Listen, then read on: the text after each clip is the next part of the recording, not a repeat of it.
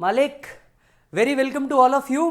प्रभु, पूरी उम्मीद करता हूं कि आप और आपका परिवार बहुत सुरक्षित होगा और इस सिचुएशन में भी, जहां पैंडेमिक की सिचुएशन है, आप अपने परिवार के साथ सुरक्षित होंगे, सेफ होंगे, इसकी कामना करता हूं। देखिए, एक बात तो तय है, मोटिवेशन से स्टार्ट करूंगा। एक बात तो तय है कि अगर हमें एग्जामिनेशन देनी है, उम्मीद करता हूं कि आपके क्लासेस वासेस सारे कंप्लीट हो चुके होंगे और अब वो टाइम आ चुका है कि अब आपने रिवीजन कर लेना चाहिए। अगर आप नवंबर या दिसंबर 21 जब भी एग्जाम होती है उसमें अगर आप अटेम्प्ट करना चाहते हैं, पढ़ाई करना चाहते हैं, तो आप सभी को मैं बता दूं कि प्लीज अभी से पढ़ना शुरू कर दीजिए, क्योंकि ऑलमोस्ट ये भी एग्जाम हुई है with a delay of few months. यहां पे इंस्टीट्यूट कंफर्म एग्जामिनेशन कराने के मूड में है, तो मेरे को लगता है नवंबर से मैक्स दिसंबर हो सकता है, उससे आगे नहीं जाएगा। तो अपनी पढ़ाई बिल्कुल शुरू कर दो। अगर आपके क्लासेस कंप्लीट नहीं होंगे तो प्लीज फटाफट अपने क्लासेस कंप्लीट कर दो and max bye may be 25 अगस्त आपको आपके पूरे क्लास कंप्लीट कर लेने चाहिए और यहां से अपना रिवीजन शुरू कर देना चाहिए। जब रिवीजन करते रहोगे और डायरेक्ट एक्सेस की बात आती है तो जाहिर सी बात है, एक बात तो मन में आती ही आती है और वो आती है कि सर अमेंडमेंट्स का क्या होगा। सो आइए मैं आपको आज अमेंडमेंट्स के साथ डील करवा रहा हूं कि अमेंडमेंट्स किस तरीके से होंगे, अमेंडमेंट्स आपको कैसे करने और क्या बहुत सारे अमेंडमेंट्स आए और क्या इसके कुछ अलग नोट्स एंड अदर चीजें करनी है। नहीं नहीं भैया, कुछ इतना करने की जरूरत नहीं है। नवंबर अटेम्प्ट के लिए, दैट इज दिसंबर अटेम्प्ट के लिए भी आपके बहुत फ्यू अमेंडमेंट्स है, हार्डली मतलब टाइम लगेगा हमें इसे कंप्लीट करने के लिए। सो अमेंडमेंट्स की ओर हम लोग ध्यान देंगे। कुछ बातें जो आपको बेसिक्स में फटाफट बता दूं, आप लोगों को नवंबर या दिसंबर 21 के लिए, ध्यान से सुनना, नवंबर या दिसंबर 21 के लिए जो जैसा जब भी जिसका अटेम्प्ट आ रहा है, राइट, आपको क्या क्या एप्लीकेबल है। जी हां, आपका कोई फाइनेंस एक्ट चेंज नहीं हो रहा, फाइनेंस एक्ट 2020 ही आप लोग के लिए एप्लीकेबल है। सो कोई अदर चेंज इसके अंदर में नहीं है। प्लस आपको तो पता होगा टैक्सेशन एंड रिलैक्सेशन एक्ट 2020 भी आया था, तो जो other taxation relaxation of certain provision act 2020 आया था वो आप लोग के लिए एप्लीकेबल है, वो एज इट इज आप लोग के लिए एप्लीकेबल रहेगा।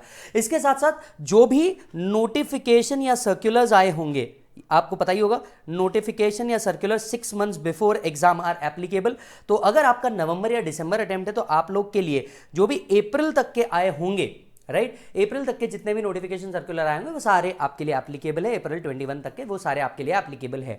अच्छा जी सर, एक और बात, क्या मेरा असेसमेंट ईयर चेंज हो रहा है? कई बच्चे मुझसे इतना भारी सवाल भी पूछ लेते हैं, काफी डर लगता है जब ये बच्चे सवाल पूछते हैं तो इस तरीके के। सर आप लोग के लिए असेसमेंट ईयर 21-22 ही रहने वाला है, आपका असेसमेंट ईयर चेंज नहीं होने वाला। सर मैंने मई के लिए बुक रेफर करी थी, क्या नवंबर के लिए कोई दूसरी बुक रेफर कर लूं? Answer is no. अगर आपने मई 21 की अपडेटेड बुक यूज करी होगी सो सर आपको कुछ भी एक्स्ट्रा करने की जरूरत नहीं, आपको वही बुक लगेंगी, प्लस ये अमेंडमेंट एक्स्ट्रा पढ़ लेना, और कोई इतने ज्यादा अमेंडमेंट भी नहीं है, तो आराम से आप ये चीज कंप्लीट कर पाओगे। क्लियर है प्रभु? अच्छा जी सर, ये 3 चीजों को बेसिक्स में ध्यान रखिए और इसके आगे आप अपने अमेंडमेंट्स को शुरू कीजिएगा। राइट, अमेंडमेंट बहुत फ्यू है तो टेंशन लेने की बात नहीं है। तो सबसे पहली बात, आराम कर लीजिए। कहां मिलेंगे इसके अमेंडमेंट के नोट्स कहां मिलेंगे? ये जो नोट्स हम लोग यूज कर रहे हैं, ये ऑनरेबल ICAI ने जो अपने को नोट्स दिए हुए हैं, BOS नॉलेज पोर्टल में जाकर के अपन जो अमेंडमेंट निकालते हैं, बिल्कुल उसी तरीके से अमेंडमेंट आपको मिल जाएंगे। वही अमेंडमेंट हम लोग यूज करने वाले हैं। ठीक है जी, सो लेट्स स्टार्ट। चलो जी, आते हैं अमेंडमेंट्स के ऊपर। पहला चेंज जो आपको आया है नवंबर के अगेंस्ट में, मैं आपको वो बता देता हूं। एक बात, जब आप ये रेफर कर रहे होंगे आपको मेज के जो अमेंडमेंट है वो तो देखने ही देखने होंगे, स्पेशली उन बच्चों को जिन लोगों ने नवंबर 20 दिया होगा और वो किसी भी रीजन की वजह से उसको क्लियर नहीं कर पाए होंगे। तो मे के अमेंडमेंट के अलावा ये एडिशनल अमेंडमेंट्स है जो आप लोगों को देने हैं। यस, अच्छा जी, तो स्टार्ट करते हैं। सबसे पहले सैलरी के अंदर में चेंजेस आए हैं। सैलरी के अंदर में एक नोटिफिकेशन आया है 11/2021, ये आपका एप्लीकेबिलिटी पे आया है। पहले एक प्रोविजन को याद दिला देता हूं, बड़े डीप में जाएंगे और अपना मंत्र बड़ा क्लियर है, पढ़ो तो हद कर दो वरना प्रोग्राम रद्द कर दो। सर आपको अगर याद हो तो हम लोगों ने क्या पढ़ा था जरा याद कीजिए। सैलरी के अंदर में हम लोगों के लिए एक नया प्रोविजन ऐड किया गया था फाइनेंस एक्ट 20 से, जो कहता था अगर एम्प्लॉयर ने किसको दिया, एम्प्लॉई को दिया, क्या दिया, contribution being recognized provident fund पे कंट्रीब्यूट किया, या फिर अप्रूव्ड सुपर एन्युएशन फंड में कंट्रीब्यूट किया, या फिर नेशनल पेंशन स्कीम के अंदर में कंट्रीब्यूट किया, और एग्रीगेट कंट्रीब्यूशन, कैसा बेटा, एग्रीगेट कंट्रीब्यूशन या सिंगल कंट्रीब्यूशन अगर एक्सीड कर जाए 7,50,000 से, सो सच एक्सेस, जितना एक्सेस पोर्शन होगा ये क्या माना जाएगा, परक्विजिट माना जाएगा। किसके हाथ में टैक्सेबल होगा? ये परक्विजिट टैक्सेबल होगा टू एम्प्लॉई। सो बात जरा ध्यान से सुनिएगा, अगर एम्प्लॉयर ने एम्प्लॉय के बिहाफ पे recognize provident fund, approved superannuation fund या पेंशन फंड के अंदर में कंट्रीब्यूट किया है, यह कंट्रीब्यूशन अगर एक्सीड हो रहा है किससे बेटा, 7,50,000 रुपीज से, तो जो एक्सेस पोर्शन है, ये एक्सेस पोर्शन क्या होगा, टैक्सेबल हो जाएगा in the hands of what, employ as perquisite. यह अमेंडमेंट आया था। अच्छा, जब यह अमेंडमेंट आया था तो इसमें एक और बात बोली गई थी, जब यह अमेंडमेंट आया था तो इसके अंदर में एक और बात बोली गई थी कि इसके ऊपर का जो अक्रू हो रहा है इंटरेस्ट या डिविडेंड या other sum on that excess is also taxable as perquisite. मतलब एक्सेस कंट्रीब्यूशन तो टैक्सेबल है ही, इसके ऊपर का इंटरेस्ट या डिविडेंड या इसी तरीके का कोई भी अमाउंट अगर पे किया जा रहा है तो ये जो एक्सेस के ऊपर का इंटरेस्ट अक्रू हुआ है, डिविडेंड अक्रू हुआ है, ये भी क्या हो जाएगा, टैक्सेबल हो जाएगा। ये भी क्या हो जाएगा, टैक्सेबल हो जाएगा। एग्जांपल के तहत बता देते हैं, मान लो एम्प्लॉयर ने एम्प्लॉय के बिहाफ पे क्या किया है बेटा, 10 लाख रुपीस कंट्रीब्यूट किया है, किसके अंदर में बेटा, रिकॉग्नाइज प्रोविडेंट फंड के अंदर में, बराबर है। सो एम्प्लॉय के हाथ में पर्क कितना टैक्सेबल है, जितना एक्सेस है 7,50,000 से ऊपर, सो 10 लाख माइनस 7,50,000 जो अमाउंट आ रहा है, this amount is taxable as perquisite. So check कर लो सिंपली, 10 लाख में से जितना 7,50,000 से ऊपर जा रहा होगा, पर्क बोल करके वो टैक्सेबल हो जाएगा, क्या हो जाएगा बेटा, टैक्सेबल हो जाएगा। सो स्ट्रेट अवे यहां पे 2,50,000 will be treated as a taxable perquisite, 2,50,000 will be treated as a taxable perquisite, बराबर है। अब ये जो परक्विजिट है 2,50,000 रुपीज का, इस टैक्सेबल पोर्शन पे का जो रेलेवेंट इंटरेस्ट है या रेलेवेंट प्रोपोर्शनेट डिविडेंड है, ये भी क्या होना चाहिए, ये भी टैक्स होना चाहिए। ऐसा हमें प्रोविजन ने ऑलरेडी बोल रखा था। अब एक प्रॉब्लम थी, प्रॉब्लम क्या थी जरा ये समझना। एक्सेस कंट्रीब्यूशन तो टैक्सेबल बहुत सिंपल तरीके से निकल सकता है, 7,50,000 के ऊपर जितना अमाउंट जा रहा है ये टैक्सेबल, पर जो इंटरेस्ट है ये इंटरेस्ट तो ओवरऑल कंट्रीब्यूशन पे मिलेगा। ओवरऑल कंट्रीब्यूशन मतलब इसमें एम्प्लॉयर कंट्रीब्यूशन भी होगा, एम्प्लॉई कंट्रीब्यूशन भी होगा। याद होगा तो आरपीएफ में एम्प्लॉयर भी कंट्रीब्यूट करता है, एम्प्लॉई भी कंट्रीब्यूट करता है। तो अब जो इंटरेस्ट मिलेगा वो तो ओवरऑल कंट्रीब्यूशन पे मिलेगा, बट हमें जो इंटरेस्ट टैक्स करना है या डिविडेंड टैक्स करना है वो तो ओनली प्रोपोर्शनेट, जितना एक्सेस कंट्रीब्यूशन है उतना ही टैक्सेबल करना है। यस और नो, सिर्फ एक्सेस पोर्शन से रिलेटेड जो इंटरेस्ट और डिविडेंड है हमें तो उतना ही टैक्स करना है। तो अब एक सवाल उठा, इसको निकालने का फॉर्मूला क्या होगा, ये जो प्रोपोर्शनेट अमाउंट टैक्सेबल होगी एज परक्विजिट, इसको निकालने का फॉर्मूला क्या होगा। ये फॉर्मूला दिया हुआ नहीं था और सीबीडीटी ने बाय नोटिफिकेशन नंबर 11 यही फॉर्मूला आपको दे दिया है, बस इतना ही पॉइंट है। सीबीडीटी ने बाय नोटिफिकेशन यही निकालने का फॉर्मूला दे दिया है और फॉर्मूला कोई इतना ज्यादा हार्ड नहीं है, बहुत ईजी है। चलिए आइए देखते हैं, वर्ड को समझने की कोशिश करते हैं। Right, the amount or aggregate amount of any contribution made in the recognized provident fund in NPS referred to in section 80 CCD1 and in approved superannuation fund by employer to the extent it exceeds 7,50,000 would be perquisite by virtue of section 17(2)(7). Consequently, 17(2)(7)(a) provides that annual accretion by way of interest, dividend or other similar nature to the balance of RPF, NPS, approved superannuation fund to the extent it relates to employer contribution, to the extent it relates to employer contribution, which is included in total income of the previous year, computed in prescribed manner, would also be perquisite taxable under the head of salary. Accordingly, the CBDT had via this notification prescribed the following formula to compute the annual accretion by way of interest, dividend or other similar nature to the balance of RPF, NPS, superannuation fund to the extent it relates to the employer contribution in excess of 7,50,000, in excess of 7,50,000। तो जितना contribution आ रहा है in excess of 7,50,000 उससे related जो interest है वो interest को हमें क्या करना है, प्रोपोर्शनेटली टैक्सेबल करना है। क्लियर है प्रभु? अच्छा, अब एक बहुत लंबा चौड़ा फॉर्मूला आपको दे दिया, TP is equals to PC divided by 2 into R plus PC one plus TP one into R. ऐसा एक फॉर्मूला ऐसा एक फॉर्मूला आपको दिया हुआ है। लेकिन आप लोगों के लिए जो बच्चा नवंबर दिसंबर 21 दे रहा है, इनके लिए खुशखबरी ये है कि इस फॉर्मूले का ये वाला पार्ट आप लोग के लिए रेलेवेंट ही नहीं बनेगा। ये वाला पार्ट आप लोग के लिए रेलेवेंट ही नहीं बनेगा। सर क्यों रेलेवेंट नहीं बनेगा? एक मिनट, ये मैं नहीं कहता, वो खुद यही जानते हैं। ये देखो, खुद पहली बात तो इंस्टीट्यूट ने दिया हुआ है, ये खुद इंस्टीट्यूट ने दिया हुआ है कि जो बच्चे असेसमेंट ईयर 21-22 के हैं उनके ऊपर ये पर्टिकुलर पार्ट एप्लीकेबल नहीं होगा। क्यों नहीं होगा? बिकॉज प्रोविजन अगर आप पढ़ोगे, ये जो टैक्सेबिलिटी की प्रोविजन है वो प्रीवियस ईयर के जो कॉन्ट्रीब्यूशन, एक्सेस कॉन्ट्रीब्यूशन है, उसको भी कवर करने की बात करता है। लेकिन ये प्रोविजन ही 1/4/2020 से आई है, तो इसके पहले के जो कंट्रीब्यूशन है ये लॉ ही एग्जिस्ट नहीं करता था, तो वो आपको लेने की जरूरत ही नहीं है। सो जो बच्चा नवंबर दिसंबर 21 दे रहा है उसको ये part of the formula consider करने की जरूरत ही नहीं है, ये खुद इंस्टीट्यूट ने भी लिख के दिया हुआ है। एट द सेम टाइम कहां से कंसीडर करोगे? जब वो लॉ ही एग्जिस्ट नहीं करता था तो ये कंसीडर करने की जरूरत ही नहीं है। तो पहले ये पढ़ लो। It may be noted that second part of the formula PC1 TP1 into R will not be relevant for previous year 2021 since the first previous year for which this perquisite valuation is applicable. Therefore, this part of the formula may be ignored while computing perquisite for the assessment year 21-22. तो second part वाला आपको formula देखना ही नहीं है, चीजें आधी और आसान हो गई, बाकी की आसान मैं हूं ना। अब फॉर्मूला कितना बचता है वो इंटरेस्ट को निकालने का?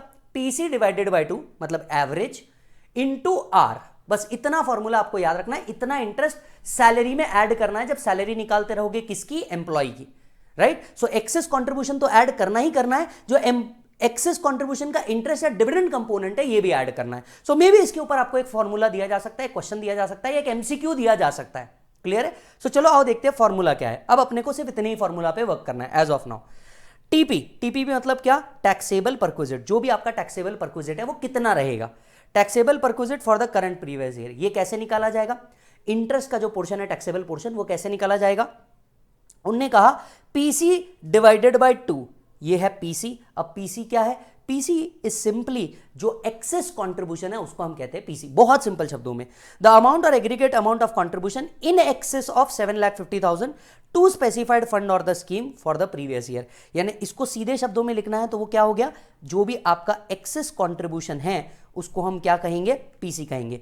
आपको एक बात ध्यान रखनी है, एक्सेस कंट्रीब्यूशन को ये एवरेज करने बोल रहे हैं, एक्सेस कंट्रीब्यूशन डिवाइडेड बाय 2 करने बोल रहे हैं। तो जो भी एक्सेस कंट्रीब्यूशन है उसको डिवाइडेड बाय 2 करना होगा हमें। यस, सो अगर हमारे एग्जांपल में देखा जाए 2,50,000 एक्सेस कंट्रीब्यूशन था, ये 2,50,000 डिवाइडेड बाय 2, ये हमें सबसे पहले करना है। So excess contribution divided by 2, right. Next part पे आते हैं, PC divided by 2 into R. अब आते हैं आर क्या है? R is equals to F AVG, जिसको आप शॉर्ट फॉर्म में एफ एवरेज भी बोल सकते हो। R is equals to I divided by F average. अब ये आई क्या है? आई तो मतलब हमेशा आपने एफएम भी पढ़ा हुआ है। एफएम के अंदर में हम क्या देखते हैं? I is always interest, it represents interest. So amount और aggregate amount of income accrued during the previous year in the specified fund, right. Amount और aggregate amount accrued during the current previous year in the fund or the scheme, amount और aggregate amount of income accrued। तो जितना amount या aggregate amount है वो हम क्या करेंगे? कंसिडर करेंगे। मतलब आप सीधे शब्दों में इसको समझ सकते हैं, इंटरेस्ट इनकम। अच्छा, अब दूसरा एफ एवरेज को पढ़ने से पहले, वो बहुत भारी लगेगा लेकिन मैं उसको जरा सा आसान बना दूं, राइट। मैं उसको जरा सा आसान बना दूं। जितना भी फंड का बैलेंस है, opening balance of the fund, closing balance of the fund divided by 2 is F average. So opening balance of the fund plus closing balance of the fund divided by 2 becomes F average. तो जो भी मेरा let's say recognise provident fund है तो उसका opening balance, recognize provident fund का closing balance. अब closing balance कैसे मिलेगा? Opening balance plus current year में जो कंट्रीब्यूशन और इंटरेस्ट आया होगा वो, तो आपका क्लोजिंग बैलेंस मिल जाएगा। Opening plus closing divided by 2, F average निकल जाएगा। So what is interest taxable या dividend taxable as perquisite?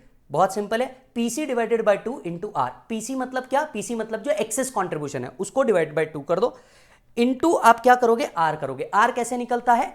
I divided by F average. आई का मतलब क्या, जो इंटरेस्ट अक्रू हुआ है उसको हम आई बोलते हैं। ये हमेशा प्रॉब्लम में दिया रहेगा, put the value get the answer, इतना simple. Divided by F average. F average क्या रहेगा, opening balance of the fund plus closing balance of the fund divided by 2, खत्म। सो अमाउंट और aggregate amount of balances to the credit of specified fund as on the first day of previous year plus aggregate balance of the fund as on the last day of previous year divided by 2।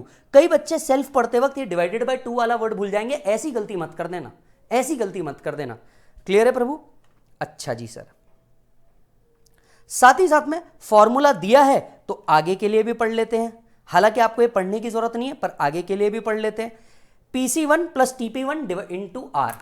अब ये PC1 क्या है, यहां पे जाके देखोगे तो उन्होंने PC1 भी दिया है, लेकिन ये उन बच्चों के लिए रेलेवेंट होगा जो मई 22 या नवंबर 22 दे रहे हैं। सो एज ऑफ नाउ अगर आप इसको कंफ्यूज नहीं करो तो भी चलेगा, स्टिल आप इसको देख सकते हो। क्या बोल रहे हैं वो, PC1 जब हम 20 to 23 के लिए कैलकुलेट करते रहेंगे असेसमेंट ईयर, तो जो एक्सेस कॉन्ट्रीब्यूशन 21-22 में था इसे भी वो कंसिडर करने बोलते हैं, इसे भी वो कंसिडर करने बोलते हैं। अब वो क्यों इसे कंसिडर करने बोलते हैं, क्योंकि इसके ऊपर भी तो इंटरेस्ट मिल रहा होगा ना 22-23 में, तो वो उसको भी कंसिडर करने बोलते हैं। सो अगर मैं 22-23 में खड़ा हूं तो इस ईयर के तो कंट्रीब्यूशन मुझे निकालनी ही है, प्लस प्रीवियस ईयर का जो कंट्रीब्यूशन था वो भी आया होगा, उसके ऊपर भी इंटरेस्ट रिसीव्ड हुआ होगा, तो उसे भी क्या करना है, हमें कंसिडर करना है अक्रूड बेसिस पे। तो PC1 मतलब अमाउंट और aggregate amount of contribution in excess of 7,50,000 to the specified fund, जितना एक्सेस कंट्रीब्यूशन है ऑन और after 1 April 2020 other than the current previous year. तो करंट प्रीवियस ईयर के अंदर में जो कंट्रीब्यूशन, उसके पहले वाले ईयर्स के अंदर में जो भी कंट्रीब्यूशन हुआ होगा हमें वो कंसिडर करना है, प्लस करंट ईयर कंट्रीब्यूशन करना है for PC1। Yes, PC1 current year contribution यहां कवर हो जाएगा, प्रीवियस ईयर कंट्रीब्यूशन यहां कवर हो जाएगा। सो ये हो गया previous year contribution plus TP1। TP1 क्या हो गया, aggregate taxable perquisite. Taxable perquisite जो हमने एग्रीगेट टैक्सेबल परक्विजिट किया है फॉर अ प्रीवियस ईयर और previous year commencing after 1/4/2020 other than the current previous year into R. R निकालने का फॉर्मूला तो बिल्कुल एज इट इज ही है। स्पेसिफाइड फंड और scheme means recognised provident fund, NPS under CCD subsection 1 and approved superannuation fund, ये दोनों consider किया है। सो यहां पे क्लियर कट बोल दिया भैया, फॉर्मूले के इस पार्ट को तो आप बिल्कुल कंसिडर मत करो। So instead of confusing yourself, ये वाले पार्ट को कट कर दो, सिर्फ इतना फॉर्मूला याद रखो कि इतना इंटरेस्ट हमें सैलरी के साथ टैक्स करना है। यानी जब आप सैलरी कंप्यूट करते रहोगे, कुछ चीजों को ध्यान में रखना, फोकस में रखना। जब आप सैलरी कंप्यूट करते रहोगे, पहली चीज क्या करना, एम्प्लॉयर्स कंट्रीब्यूशन, जो एक्सेस एम्प्लॉयर कंट्रीब्यूशन है वो तो ऐड करना ही करना है। फिर इसके ऊपर कहीं ना कहीं इंटरेस्ट भी लिखा होगा, तो आपको इस फॉर्मूले से इंटरेस्ट का टैक्सेबिलिटी भी निकालना होगा और वो सैलरी में ऐड करना होगा with respect to employer. With respect to employer दो बातें और ध्यान रखना, एम्प्लॉई कंट्रीब्यूशन दिया है तो एम्प्लॉई कंट्रीब्यूशन का तो डिडक्शन मिलेगा 80C में depending upon the type of the fund, और ओन कंट्रीब्यूशन के ऊपर जो इंटरेस्ट मिलता है वो कहां टैक्सेबल होता है, अदर सोर्सेस के अंदर में टैक्सेबल होता है। इस बात को याद रखना। क्लियर है? अच्छा जी, इस चीज को आसानी से समझने के लिए खुद इंस्टीट्यूट ने ही एक क्या दिया हुआ है, एग्जाम्पल दिया हुआ है। आइए एग्जाम्पल देखते हैं, सारी चीजें इससे क्लियर हो जाएगी। Suppose X Private Limited contributed 8,50,000 during the previous year towards the recognized provident fund on account of A. So employer contribution कितना हुआ, 8,50,000। इधर देखते हैं हम लोग, employer contribution कितना हुआ, employer contribution हुआ 8,50,000। Clear? Mr. A made also equivalent contribution. Employee contribution कितना हुआ, 8,50,000। 8 to 16 plus 1 17, टोटल 17 हुआ अब तक। ठीक है? अच्छा जी, the balance in is RPF as on the first day of previous year is 32 lakh. Opening balance कितना था, 32 लाख। इंटरेस्ट अक्रूड, इंटरेस्ट भी इसका पार्ट बना। So interest accrued during the previous year कितना हो गया, 344,250। सो क्या मैं कह सकता हूं हमें ओपनिंग बैलेंस मिल गया। सो इन सबको अगर मैं ऐड कर दूं तो आपको नहीं लगता मुझे क्लोजिंग बैलेंस भी मिल जाएगा? ये लो, मुझे क्लोजिंग बैलेंस भी मिल जाएगा। चेक करो, टोटल करो, 32 lakh plus 8,50,000 plus 8,50,000 plus 3,50,000 44,250. The total here will come to 52,44,250. बराबर है। अब मुझे अगर यही चीज यही मिल गई तो मैं एफ एवरेज यही निकाल सकता हूं क्या? Opening plus closing divided by 2. Opening was 32 lakh, closing is 52,44,250 divided by 2. F average मेरा यही निकल जाएगा. This will come to 42,22,125. ये मेरा एफ एवरेज निकल गया. क्या मेरा आय भी मेरे को यही मिल रहा है? उनने खुद दे के रखा है प्रॉब्लम में 3,44,250. ये मेरा interest accrued during the year हुआ. अब क्या हम ऑटोमेटिकली आर निकाल सकते हैं? आर कैसे निकलते थे? वापस जाओ, आई डिवाइडेड बाय एफ एवरेज. अब आर क्या हो गया? आई डिवाइडेड बाय एफ एवरेज. आई हुआ 3,44,250 डिवाइडेड बाय एफ एवरेज हुआ 42,22,125. सो टोटल देख लो, 3,44,250 minus 42,22,125.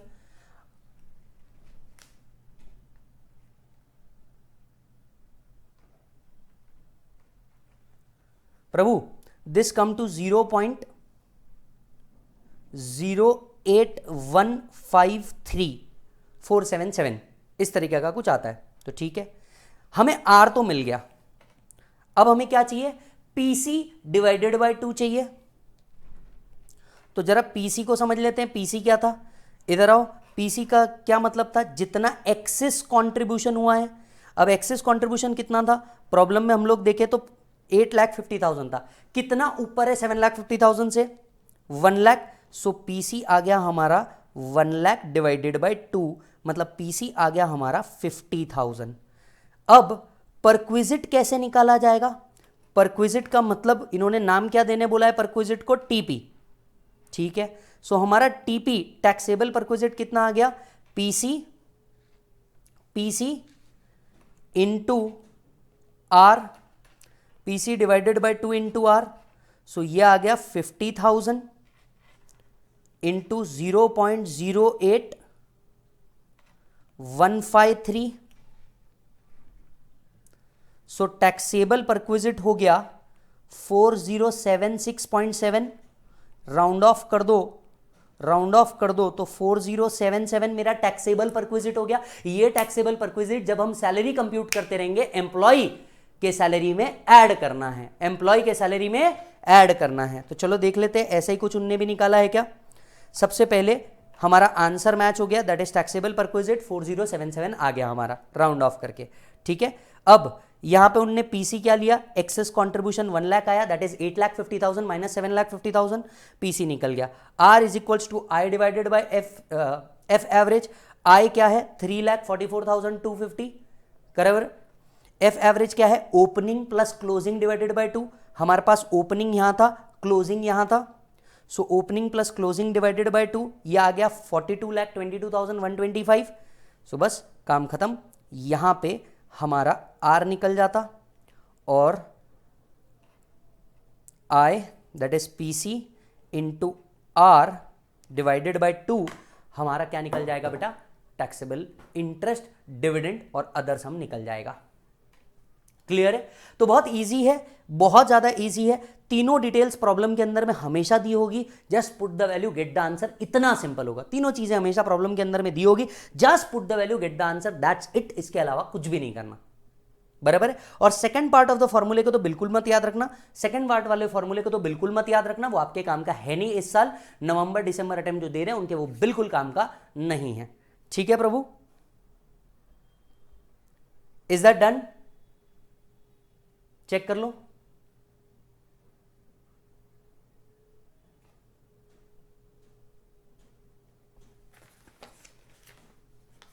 Yes sir, if it is done. चलिए, बहुत शानदार. चलो जी प्रभु, अब आते हैं नेक्स्ट पार्ट के ऊपर, नेक्स्ट अमेंडमेंट के ऊपर.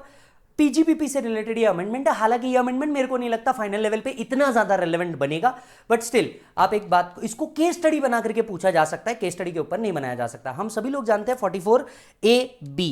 सो एक नोटिफिकेशन है, नोटिफिकेशन नंबर 28 2021, राइट। अच्छा, टैक्स ऑडिट के लिए कौन सा सेक्शन है प्रभु? टैक्स ऑडिट के लिए सेक्शन है 44AB, जो कहता है कि भैया टैक्स ऑडिट रिपोर्ट आपको क्या करनी है, सबमिट करनी है। टैक्स ऑडिट रिपोर्ट सबमिट करनी है, इसके लिए आपको रूल अप्लाई करता है, रूल 6G, जो आपको बोलता है फॉर्म 3CA 3CB 3CD के अंदर में आपको क्या करना है, ऑडिट रिपोर्ट सबमिट करनी है। अब इश्यूज कुछ समझिए, आपको पूरा प्रोविजन ही समझ में आ जाएगा। जरा मुझे बताइए, रिटर्न भरने की ड्यू डेट कहां लिखी हुई है? 139(1) में लिखी है। क्या ड्यू डेट है रिटर्न भरने की? अब अगर देखा जाए, आप टैक्स ऑडिट के अंदर में कवर हो रहे हैं, तो 31 October is the date. Yes. अच्छा जी, एक और बात, हालांकि आपको अपना ऑडिट रिपोर्ट कब तक के सबमिट करना पड़ता है? आपको अपना ऑडिट रिपोर्ट सबमिट करना पड़ता है बाय 30 सितंबर, that is 1 month prior to the date of filing ROI। कहां ऐसा प्रोविजन था? 44AB के अंदर में ऐसा प्रोविजन इंसर्ट किया गया था कि भैया आपको जो अपनी रिपोर्ट देनी है वो at least 1 month prior to the date of filing return देनी है। आपके मन में एक सवाल जागना चाहिए कि सर ऐसा क्यों हुआ? 2019-20 से क्या कर दिया गया, प्री फिल्ड रिटर्न का कंसेप्ट ला दिया गया इनकम टैक्स डिपार्टमेंट में। अब ये प्री फिल्ड कंसेप्ट क्या होता है? प्री फिल्ड कंसेप्ट का मतलब अगर कोई एसएससी चाहे तो अपना लॉगिन में जाकर के एक ऑटोमेटिकली प्री फिल्ड रिटर्न देख सकता है, वो जाकर के वेरीफाई कर ले is everything is details given is absolutely correct, आप उसको ओके कर दो, आपका रिटर्न सबमिटेड हो जाएगा। आपको किसी प्रोफेशनल के पास जाकर के टाइम लगाने की जरूरत नहीं है। तो ऐसा एक सिस्टम उन्होंने क्या किया था, वेबसाइट के ऊपर डेवलप किया हुआ है। अच्छा, अब अगर सिस्टम को ऑटोमेटिकली रिटर्न बनाना है तो उनको प्रायर डिटेल लगेगी, ताकि लास्ट डेट पे ही क्यों ना हो रिटर्न, एसएससी प्रीफिल्ड रिटर्न को देखते हुए सबमिशन तो मार दे एटलीस्ट।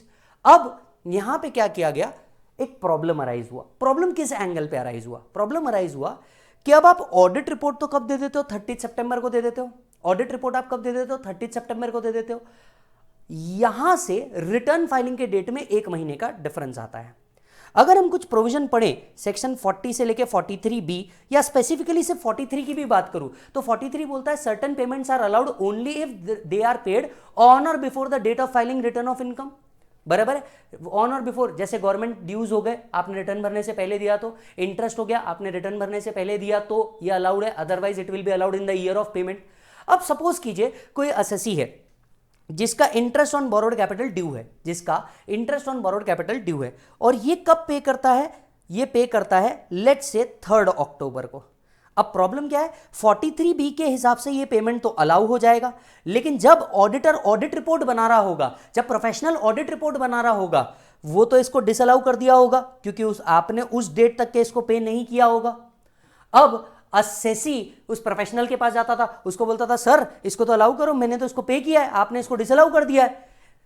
जो प्रोफेशनल था वो कहता था नहीं नहीं यार मैं इसको अलाउ नहीं कर सकता क्योंकि रिपोर्ट बनाते टाइम तक के तो आपने इसको पे नहीं किया है ना, तो मैं इसको अलाउ नहीं करूंगा। अरे पर सर मेरे को एक बात बताइए, लॉ खुद बोलता है कि हम लोग कब तक कर सकते हैं, रिटर्न भरने तक कर सकते हैं, और अब आप बोल रहे हो कि नहीं कर सकते। मैंने तो पे कर दिया, तो लॉ के हिसाब से तो ये अलाउ होना चाहिए।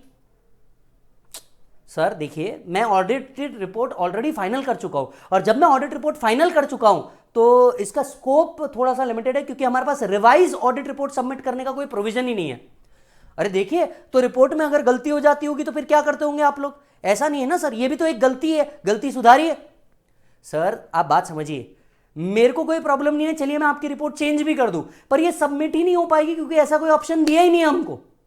प्रॉब्लम क्या था कि यहां पे एक टेक्निकल डिफिकल्टी आ रही थी कि उसके पास अपनी ऑडिट रिपोर्ट को रिवाइज करने का कोई प्रोविजन ही नहीं था अगर एसएससी ने ऑडिट रिपोर्ट के बाद पर रिटर्न भरने से पहले पे कर दिया तो। ये ऑप्शन ओपन कर दिया गया कि अब आप अपना ऑडिट रिपोर्ट क्या कर सकते हो, रिवाइज कर सकते हो। अगर ये कुछ डिसअलावेंस आ रहे होंगे 40 से लेकर के 43B के तहत, तो वो क्या किए जा सकते हैं, रिवाइज ऑडिट रिपोर्ट के अंदर में सबमिट किए जा सकते हैं। तो जैसे रिवाइज रिटर्न हो सकता है वैसे रिवाइज ऑडिट रिपोर्ट भी हो सकता है, यही पॉइंट बोला गया है। So the revision of tax audit report, इतना ही पॉइंट इसके अंदर में डाला है। Section 44AB lays obligation on certain person to carry out their audit before the specified date by the chartered accountant if their turnover exceed the stipulated period. Yes.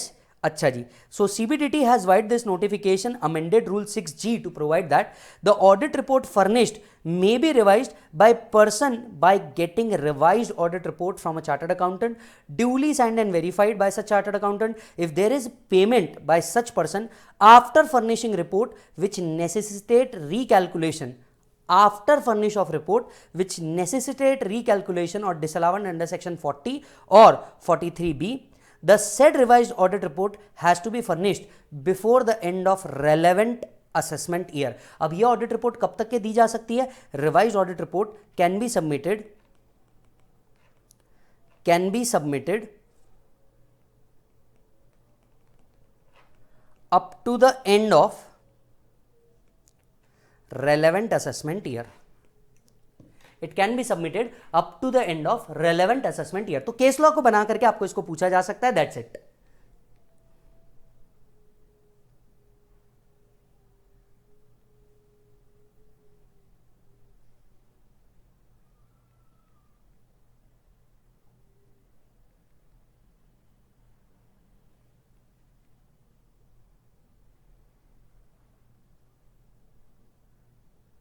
Done.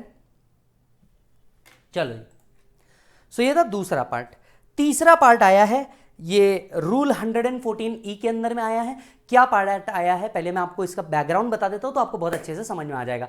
आपको पता है हम लोग को रिपोर्टिंग करनी पड़ती है. कौन सी रिपोर्टिंग करनी पड़ती है सर? अगर आपको याद होगा तो हम लोगों को स्पेसिफाइड रिपोर्टिंग करनी पड़ती है. मतलब कुछ लोगों को असेसी की इंफॉर्मेशन इनकम टैक्स डिपार्टमेंट को देनी पड़ती है, जिसको हम रिपोर्टेबल अकाउंट या एसएफटी कहते हैं, जिसको हम लोग रिपोर्टेबल अकाउंट या एसएफटी कहते हैं, right? Statement of financial transaction. अब ये स्टेटमेंट ऑफ फाइनेंशियल ट्रांजैक्शन के तहत क्या किया जाएगा? अगर कोई ट्रांजैक्शन किया गया है जो लिमिट से ऊपर है, हम लोगों ने क्लास के अंदर में लिमिट देखी है, जो लिमिट से ऊपर है, तो वो असेसी को, इनकम टैक्स डिपार्टमेंट को हमारे ट्रांजैक्शंस के बारे में सारी खुफिया इंफॉर्मेशन देनी होगी.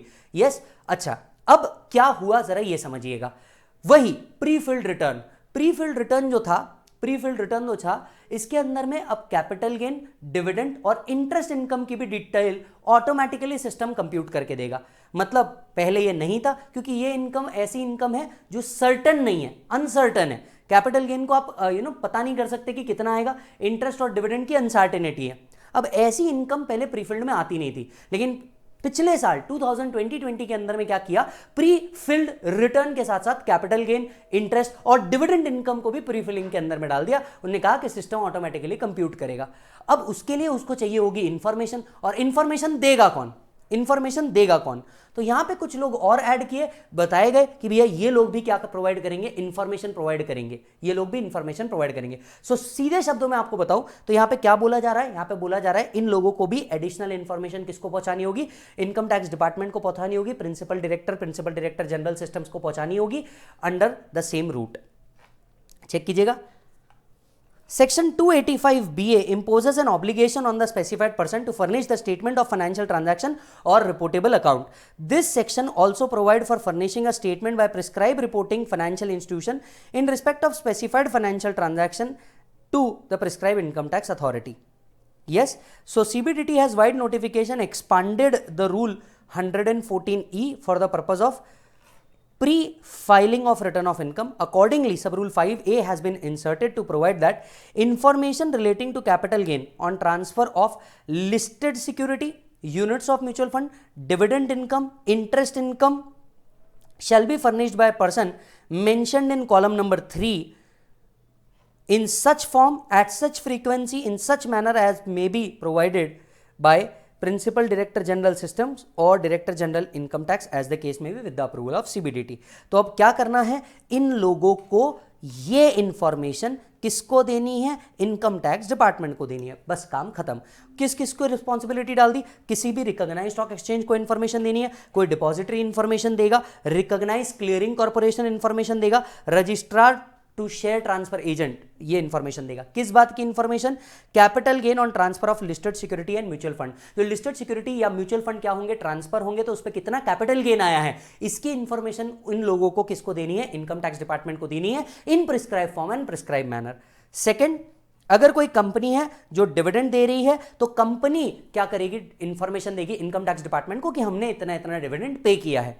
तीसरा, अगर कोई बैंकिंग कंपनी है पोस्ट ऑफिस है या एनबीएफसी है, ये अगर कोई इंटरेस्ट इनकम दे रही है, ये अगर कोई इंटरेस्ट इनकम दे रही है, तो ये इंटरेस्ट इनकम की इंफॉर्मेशन उनको किसको प्रोवाइड करनी है? इनकम टैक्स डिपार्टमेंट को क्या करनी है? प्रोवाइड करनी है। दैट्स इट, काम खत्म, इतना ही रूल था। सो ये बस रूल ऐड किया गया है कि पहले एसएफटी इन लोगों को नहीं देना होता था, अब इन लोगों को भी एसएफटी की रिपोर्टिंग देनी होगी। किन 3 एंगल्स में देनी होगी? एक, जो कैपिटल गेन आया है सिक्योरिटीज के ऊपर, या डिविडेंड आया है, या इंटरेस्ट इनकम आया है, इसकी इंफॉर्मेशन उन्हें क्या करनी होगी? इनकम टैक्स डिपार्टमेंट को देनी होगी, ताकि income tax department pre filled returns जब बनाए वो ऑटोमेटिकली इसको क्या कर ले? कंसिडर कर ले। वो ऑटोमेटिकली इसको क्या कर ले मालिक? कंसिडर कर ले। दैट्स इट, इतना ही पॉइंट है।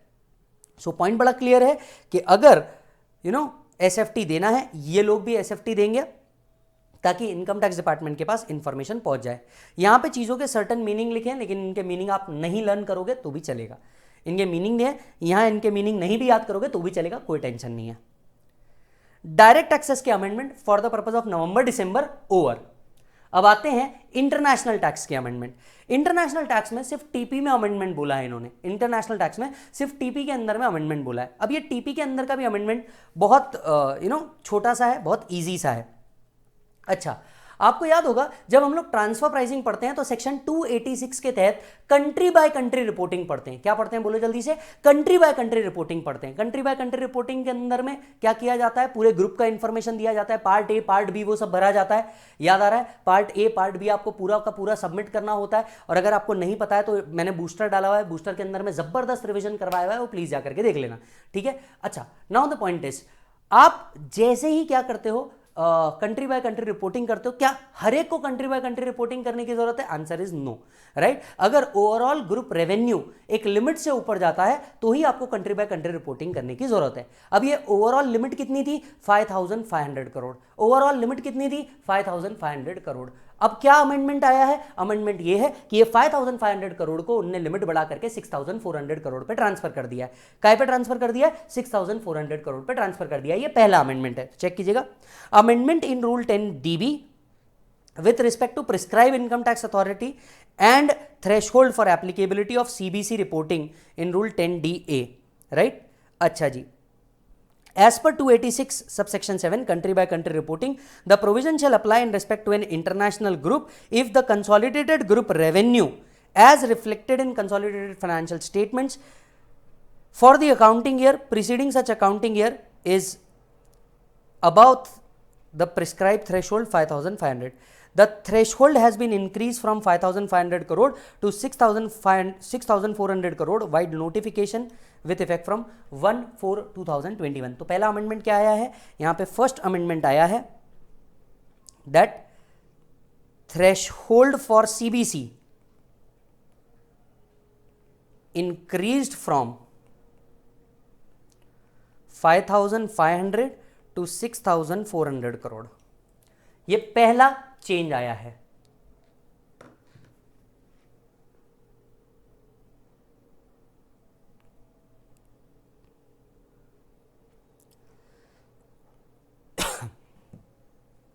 डन।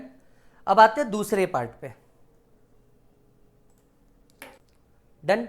अब आते हैं दूसरे अमेंडमेंट के ऊपर। इसी के अंदर में एक और अमेंडमेंट हुआ है, बट वो डिपार्टमेंट की तरफ से अमेंडमेंट हुआ है।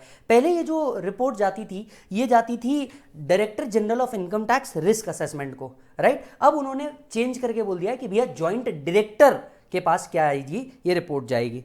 सो चेक कीजिएगा। Also rule 10DB now provides that income tax authority for the purpose of 286 will be joint director as may be designated by principal director general of income tax system or director general of income tax system as the case may be. So अब ये reporting किसके पास जाएगी? Joint director के पास जाएगी। ये reporting किसके पास जाएगी बेटा? जॉइंट डायरेक्टर के पास जाएगी। चलेगा? चलिए, साथ साथ में ये रिपोर्ट कौन से फॉर्म में जाएगी इन्होंने वो भी स्पेसिफाई किया हुआ है। फॉर्म 3CEAA इसके अंदर में जाएगी। तो ये एक फॉर्म उन्होंने क्या किया हुआ है? स्पेसिफाई किया है, और उससे रिलेटेड अमेंडमेंट लेकर के आए हैं। उससे रिलेटेड क्या लेके आए? अमेंडमेंट लेकर के आए हैं। एक और चीज यहां पे एडअप की गई है, the last date of furnishing the Aadhaar with PAN, Aadhaar और पैन को इंटीमेट करने का, इसको सिंक करने का जो लास्ट डेट था, ये लास्ट डेट कई सालों से ये लोग चेंज करते आ रहे हैं, कई बार चेंज कर चुके हैं। इन्होंने यहाँ पे दिया है 30 जून 2021, लेकिन इसको भी इंक्रीज करके उन्होंने सितंबर 21 पे शिफ्ट कर दिया। तो इसको याद रखो नहीं रखो सब एक बराबर है, इसको याद रखो नहीं रखो सब एक बराबर है। यस मालिक, यहां पे आपके अमेंडमेंट्स पूरे के पूरे खत्म होते हैं फॉर द पर्पज ऑफ नवंबर और दिसंबर 21, direct as well as international tax, right. सभी बच्चों को कहना चाहूंगा कि प्लीज अपनी पढ़ाई को थोड़ा सा फोकस करो। आप लोगों ने अगर प्रैक्टिस नहीं की होगी डायरेक्ट टैक्सेस की, तो मोर एंड मोर प्रैक्टिस करो, थोड़ा सा सॉल्व ज्यादा करो, क्योंकि कई बच्चे जिन्होंने एग्जाम दे दिया होगा और इनको कॉन्फिडेंस नहीं है, मैं आपसे कहूंगा प्रभु प्लीज प्रैक्टिस ज्यादा करें, क्योंकि टिक टिक करने से या आंसर रीड करने से आपका कुछ नहीं होगा, आपको एक्चुअली सॉल्व करना पड़ेगा। और मैं आप सभी को कहना चाहता हूं कि प्लीज अपनी हिम्मत मत हारो। यू नो, तुम जिस लेवल पे बैठे हो, कई बच्चों का सपना होता है इस लेवल पे पहुंचने का, फाइनल लेवल पे पहुंचने का कई लोगों का सपना होता है। तुम उस सपने को ऑलरेडी जी रहे हो और बस एक एग्जाम दूर हो यार इस सपने को खत्म करने के लिए, इस सपने को अचीव करने के लिए। तो अपना बिल्कुल धैर्य मत छोड़ना, बहुत हार्ड टाइम है। तुम आगे आने वाले हिस्ट्रीज में सबको बताओगे कि पेंडेमिक था, सारी सिचुएशन थी, इन सब से लड़के भी मैंने ये डिग्री ली है। और ये डिग्री लेने के बाद जो प्राउड तुम फील करोगे ना, वो प्राउड शायद ही किसी और व्यक्ति को हो पाएगा, क्योंकि तुमने इतने स्ट्रिक्ट प्रोविजंस के बावजूद भी सारी ऑफलाइन एग्जाम्स को आपने अचीव किया और आप अपने टारगेट्स को अचीव करोगे। बस एक उस दिन को याद रख लेना जब तुम्हारे मम्मी पापा बहुत प्राउड से ये कह पाएंगे मेरा बच्चा या बच्ची सीए, सीएस या सीए में जो भी कोर्स कर रहे हो उसके अंदर में है। एक घर की नेम प्लेट को इमेजिन कर लेना, जो चेंज होगी, तुम्हारे नाम की नेम प्लेट लगेगी विद दैट डेजिग्नेशन, उसको याद रख लेना। और हाँ, एक बात बिल्कुल मत भूलना, लाइफ में अगर सही में कोई सबसे बड़ा मोटिवेशन है तो वो है तुम्हारे माँ बाप, क्योंकि उन्होंने ही तुमको यहां तक पहुंचाया है, उनके वजह से तुम हो और उनके लिए ही तुम्हें मेहनत करनी है। तो बस उनको देख करके थोड़ा सा और मेहनत कर ले मेरे भाई। शायद तुझे बचपन से, आई नो तुझे बचपन से ये चीज बोली गई होगी कि यार 10th कर ले लाइफ आसान है, 12th कर ले लाइफ आसान है, सीपीटी कर ले लाइफ आसान है, बट इस बार जेन्युइनली फाइनल कर ले लाइफ आसान हो जाएगी। डन। सो मिलते हैं जुडिशियल अपडेट्स के साथ। मैं तुरंत एक और वीडियो बना रहा हूं जुडिशियल अपडेट्स के, जो नवंबर 21 के है, तो वो भी आप इसके साथ जरूर देखिएगा। Thank you so much.